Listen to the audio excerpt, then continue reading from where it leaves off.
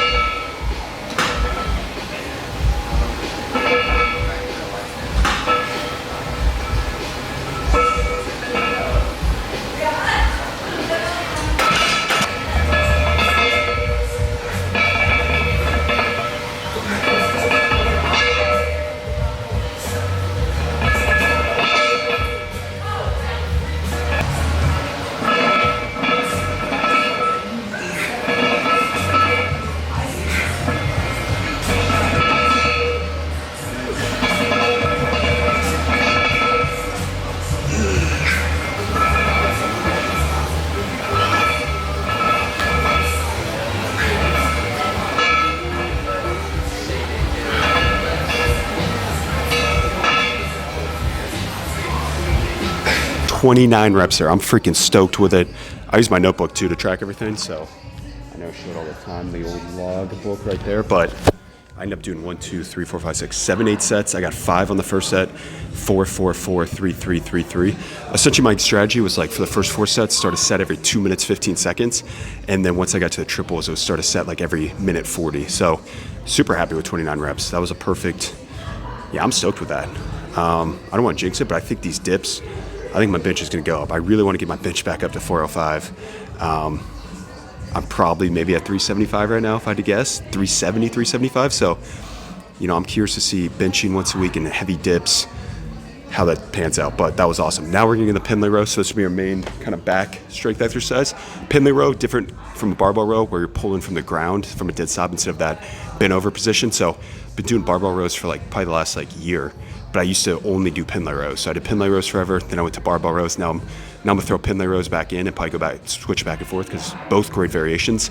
On these, I'm not like You know, I'm pulling from the ground. I'm fine using a little bit of English, you know, a little bit of body English. Obviously not a ton where I'm humping the bar, but if, you know, I want to think about, and I'll show it, actually, I'll show it over here.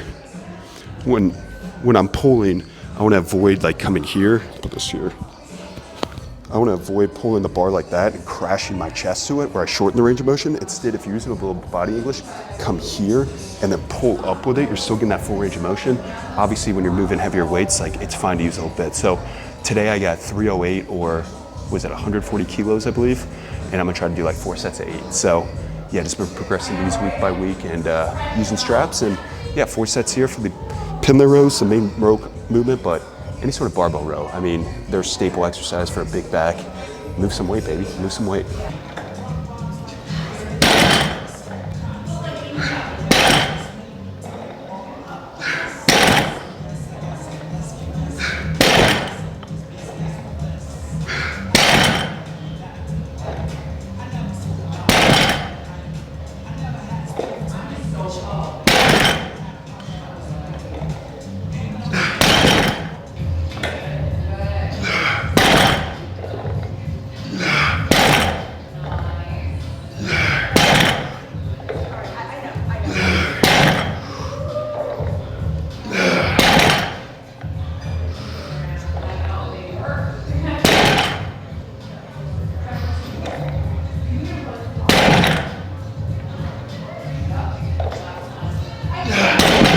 To finish the Pimley rows, 4x8 there. Probably went a little heavier, but again, I felt it a lot in my back. That will blow up your posterior chain, like your hamstrings, glutes too. Obviously, like I'm fine using a little momentum on it. It's a strength movement. If I'm using a little body English, that's fine. Now I'm going into a dumbbell incline bench. Goal here is 3 sets of 8 to 10. So essentially, I have the 110s. Last week I did 10, 8, 8. So my goal is essentially at least get one more set or rep. Maybe 10, 9, 8, 10, 9, 9. Essentially, I just go to failure on all 3, but hopefully progressive with a rep there. But I get asked all the time because I always alternate between a chest and back movement. And the reason why is because I train mostly for strength and size. So like strength's my primary focus. So doing a heavy bench and then getting to essentially do a back movement and rest and then come back to another chest movement, I can move more weight than if I did straight from a bench into an incline dumbbell. I'd still be cooked from that. I'd probably be using like 10 pounds less each hand. So obviously, because my goal is strength and size, I like that alternating fashion where I go a main chest movement or main push movement, main pull movement, accessory chest, accessory back, accessory chest, accessory back. I like alternating back and forth. Now, maybe if I just train for hypertrophy, maybe I would do all my chest and all my back, or vice versa, all my back and all my chest. But I don't think it makes a huge difference. Like they probably both work. It's just more dependent on your focus. It's like that's a little very minute thing that's like not going to move the needle, I think. So I don't worry about that. And I like the structure of alternating back and forth because I get a little more rest in between. I can use heavier weights than I typically would. And then usually at the end, if I'm doing accessories, then I might go the same movement back or chest back to back or back to back. But if it's the main compounds and I'm going to alternate, because people ask me all the time. But anyways, let's hit some bench, baby. 30-degree incline here. That's my go-to for incline bench, kind of a lower incline. Yeah, get a big stretch, big squeeze.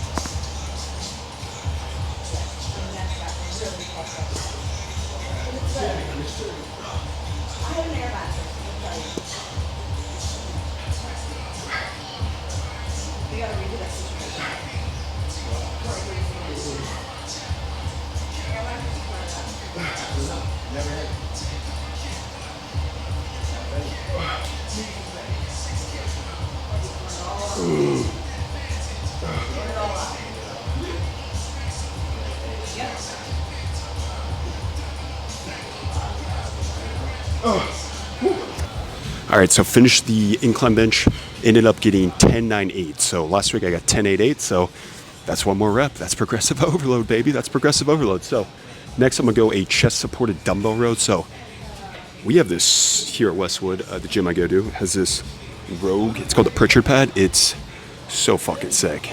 It's so nice to do chest supported dumbbell rows.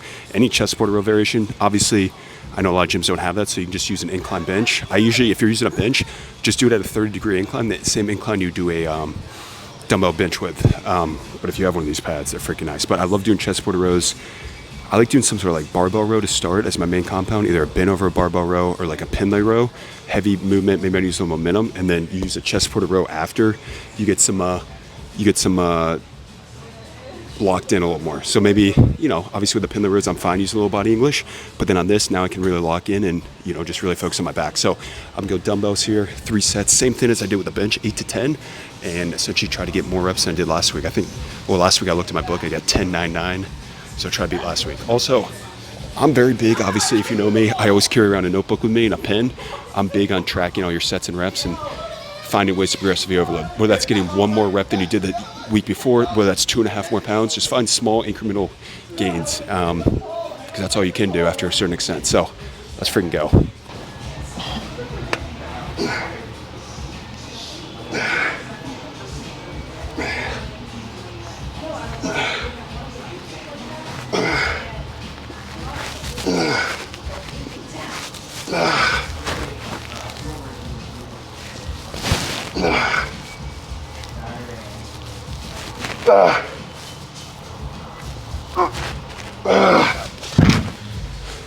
All right, so the 3 sets of the rows right there, got 10 for all 3. Last week I got 10.99. That's 2 more reps, baby. That's progressive overloads, the small stuff. That's what it's all about. But anyways, I'm going into the best part of this lift. And I've been doing this probably for the last 8 weeks, and I fucking love it. And if you love something and you get a big pump and it works, fucking keep doing it. So cable flies, 10 to 12 reps, high to low, and then I superset that with a deficit push-up, 10 to 12 reps. I do deficit, I add weight, I throw a plate on my back, but the goal is to be in like that 10 to 12 range, essentially fail on both. It will give you the best chest pump ever. It will give you a mega chest pump. Obviously we hit the main strength movement, so now it's about broing it up, hypertrophy time, pump time. So we're gonna do this for the chest, 3 rounds of this. I actually just did the first round and I'm blown up. You better believe the shirt's about to come off. And then after this, I'll do a similar thing for my back. And I've been loving these agonist supersets, freaking loving it. So again, high to low cable fly, big chest, 10 to 12, really squeeze in, big stretch, and then a deficit push-up, which I'll show, 10 to 12. Let's rip.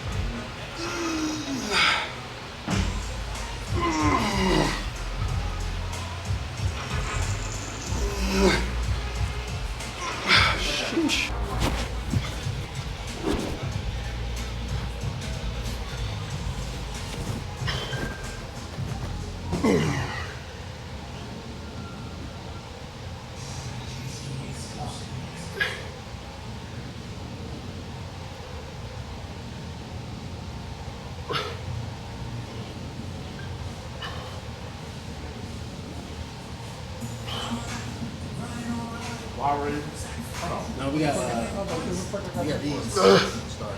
Every road.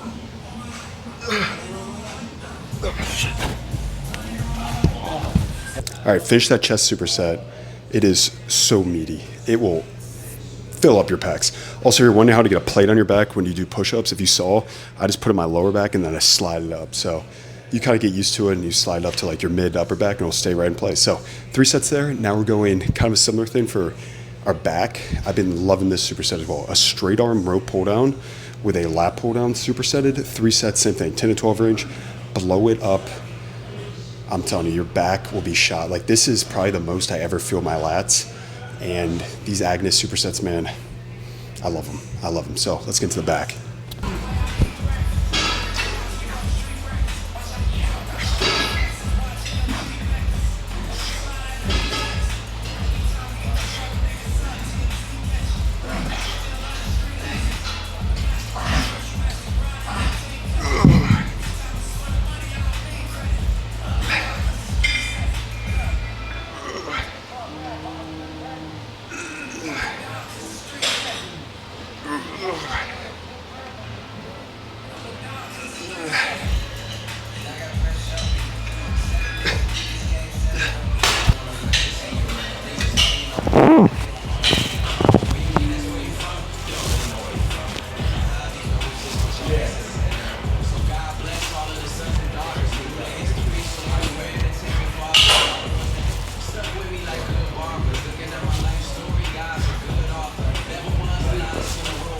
All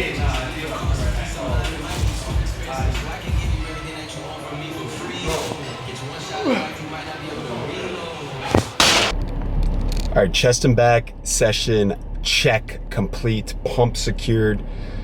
Awesome stuff there. So again, starting with a bench press, density sets, 14 minutes on the clock. I had like 82%, so probably between 75 and 82% AMRAP it. You break the sets up however you want. Goal is try to get as many reps as possible. It's fun because you kind of gamify it. You know, you rest as needed. So density sets, great way to accumulate some volume with some weight. And then Pendlay rows, good barbell row variation. Also can help your deadlifts a lot because you're pulling from the ground. 4 sets of 8 there. Ooh, tunes are on. And then we got in some accessory work. Incline bench, 30 degree, 3 sets 8 to 10. Chest supported dumbbell rows. So going from like more of a less strict row to more of a strict row, 3 sets 8 to 10. And then that chest superset with the cable flies, deficit push-ups, 3 sets 10 to 12 of both. And then that straight on pull down with the lat pull down, 3 sets 10 to 12. I'm gonna go home, rest up for a couple hours, eat, do some work. And then I'm gonna show the conditioning session that I'm doing. Tempo runs, I've shown them before. They're such a great tool, but like there's a million ways to do it to like progressive, whether that's adding reps, the distance, the time. You can play around with so many factors. So I'll show the way I'm doing it today, and yeah, I'll see you there. I'll see you at the field. All right, just got to the field. Gonna do some tempo runs. So conditioning work, I know I've shown these before, but the cool thing about tempos is there's a million ways to do it because you can always adjust either the distance, the rest periods, the number of sets, the number of reps, a million ways to do it. So what I got today, I'm at the soccer field, 100 yards. That's what I've been doing. So for the last couple of weeks, I've just been doing 3x8, meaning I run 100 yards. I'll wait till the top of the minute and then run back. And then after the 8th rep, I'll rest 3 minutes and I'll do 3 total sets, so 24 total reps. And then recently I've started doing more where it's like, oh, I want to walk more in between. So then I'll run 100 meters, walk 50 meters, or 100 yards, walk 50 yards, and do that for 8 reps. So then you're getting some walking and some active recovery. Kind of the same concept, 3x8. Now I've changed it up a little bit more where it would be a little longer interval. So now I'm just going to set like a 12-minute clock, do the same concept, run 100 yards, walk 50, run 100, walk 50. But instead of starting 1 rep every minute, you know, maybe I'm starting a rep every 56 seconds and then 58 and 59, but maybe, I don't know, obviously the walking, you can dictate your rest.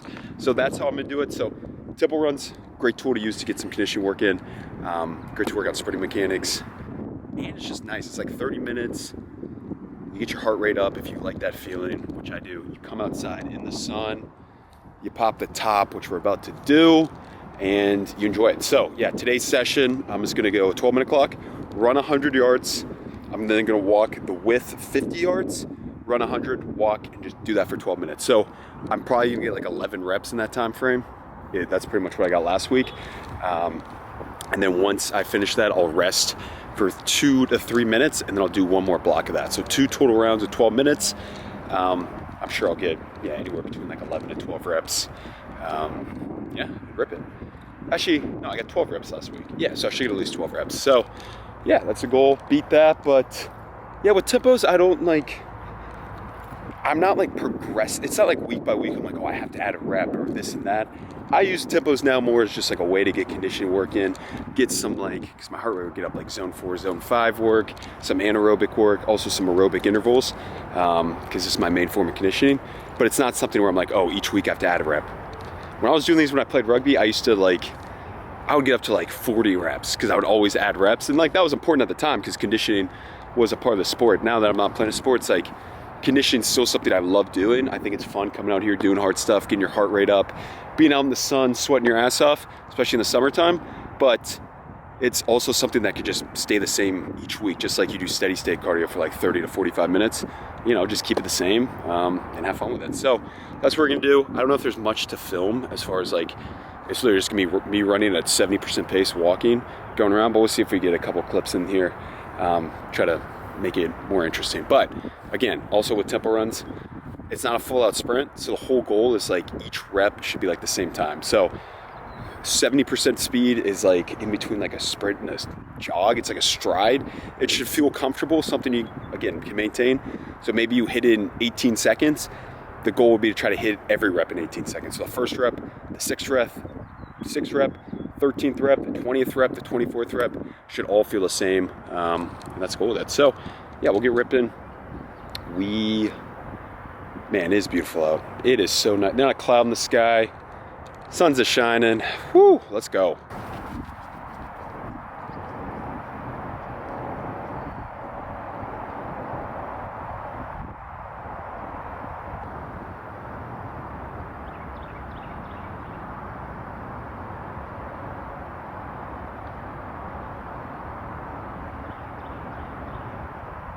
Oh man, just finished.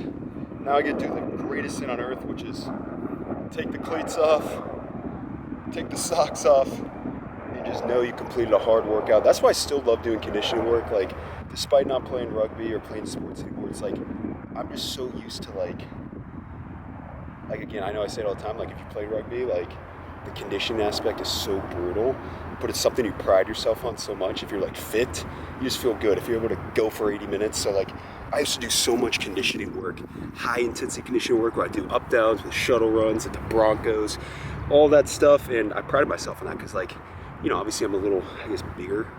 And so, but I wanted to be the strongest, fastest, fittest, most explosive player out there. So I still love the conditioning aspect because it's like, it's just so satisfying finishing a hard conditioning session, especially in the summertime when it's hot, humid, and just getting to sit down after and just know you put the work in. So, and that goes for all lifting or working out or whatever. It's just, you know, only you know if you put the effort in. Only you know. No one else can do it for you. But also no one knows if you quit early, or if you rack it early, if you make excuses. You know, it really is you versus you. And that's why, like, I don't know, I try not to get too caught up on like comparing myself to others. Now, of course, I still compare myself to others here and there, but really, it is always has just been me versus me. It's just like, I don't know. I would, if someone came up to me in the gym, they're like, hey, I bet I can squat 405 for more reps than you. I mean, like, that wouldn't really motivate me. I'd be like, oh, cool. I don't really care. But if it was like, last week I squatted 405 for 12, and then I'm doing it again this week, you're sure as hell I want to get 13. Like, I don't know. I just like competing against myself. And it's funny. I played strictly team sports growing up. I never did like an individual sport, but I don't know, I feel like I would have been good at individual sports. But obviously I love team sports. The team aspect is the best. So, but anyways, a little rant there. It really is just you versus you. Compete against yourself, you know. You know, everyone's doing their own thing, so don't get too caught in what someone else is doing. Just try to be better than you were the last week. Whether that's adding a rep on a set of bench, whether that's adding 5 more pounds, whether that's running a little faster, pushing yourself, whatever it is. Because at the end of the day, all the tiny shit, it adds up. It really does. I mean, like, it might not seem like it, but I mean, I'm a testament to it. I can look back on a workout I did when I was 15 that I didn't want to do, and I did it, and I think that led me to here today. Or when I was 20 and it was snowing out and I shoveled out something and shoveled out the ground so I could run and did it. I don't know. I think all that stuff really does add up. So take pride in it. Take pride in like doing the small things, and whether even like, you know, 10 minutes is better than nothing, you know? It's that mental thing. Like, I have to satisfy that mental side of me. Like, there's a reason I like working out so much, because it's a daily stack of proof that I am what I say I am. Like, it's that daily stack of like, it gives me so much confidence working out, because like, again, like I don't know, I'm somebody who's self-doubt, second guesses everything, but with working out, it's just like, hey, you know, you've done this, you know, gives you a lot of confidence. So I love working out. I love being done with workouts and finishing conditioning. So great session there. I don't know if I mentioned, but I ended up doing those 2 12-minute blocks. First set I got 11 reps. First set I got 12 reps. Second set I got 13. So what I'll do is, like, I set a 12-minute clock, but for example, in the first set I finished the 12th rep at 11 minutes and like 17 seconds. So it would have taken longer. It would have taken past 12 minutes to walk and start a new rep. So what I did is just stopped it and started the 2.5-minute rest in between. And then, for example, in the second set, I finished my 12th rep and it was at like, I still had a minute, and I was like, oh, I can get one more rep in. So you can kind of play around with it, and that's why I like the clock, because, you know, it depends how fast you're going and how long your rest periods are in between. You can kind of dictate that. So 25 good reps, good session there. I think a hidden gem, especially in the summertime, is electrolytes. So I got obviously everything I used from the goat raw. This is the replenish pack, 1,000 milligrams of sodium in here. Super good, especially if you're sweating a ton, having that. I like having it in the morning when I wake up, because, you know, I haven't drank water in 9 hours. Actually, probably 10, because I try not to drink any water like 2 hours before bed. And then now it's summertime, I'll be popping these suckers, probably 3 a day at least. I got the watermelon mojito, which is super good. Lemon lime's also another good one. But yeah, man, just good day of training, good chest and back day, good conditioning workout. So appreciate everyone who watches. Hopefully you can take some elements of this. Again, you know, I think the beauty of social media and the beauty of working out, it's like, I never want to seem like I know all the answers, because I don't. I'm just showing you what I like to do, what seems to work for me, and what I'm interested in. By no means do you feel like, oh, Dylan does density sets, so I got to do it, or Dylan does this and that, I got to do it. No, everyone's different. Everyone's got different goals, different training backgrounds, whatever it is. So do what works for you. I think the importance with working out is be open-minded. Don't think there's only one way to do it. Be open-minded to other stuff. Try different stuff out, because that's how you get better. That's how you learn, is being open-minded, trying out different exercises, trying out different routines, this and that. But again, there's no perfect way to do it. Just be consistent, bust your ass, and I promise you good things will happen. So, yeah, wrap the video up here. Bask in the sun a little longer, but again, as always, I appreciate you guys. Yeah, I really do. Stack the damn days, and we'll see you in the next one. Peace.